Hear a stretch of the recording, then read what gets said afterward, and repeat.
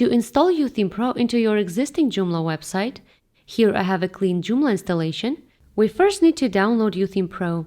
Go to YOOtheme.com and navigate to the YOOtheme Pro page builder. Now click on Download. Make sure to log in into your account first and download the YOOtheme Pro Joomla template. Make sure you have not downloaded a demo package from the Joomla templates page.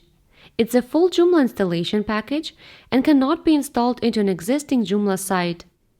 Layouts and styles from all demo packages can be loaded into your existing site within YOOtheme Pro itself. Now let's go back to our Joomla installation and install YOOtheme Pro just like any other Joomla template. Go to Extensions, Manage, and upload our YOOtheme Pro installation package.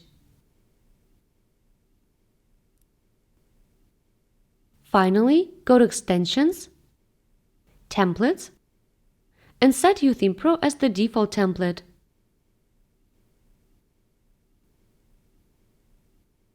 Now you can start editing your site with YOOtheme Pro.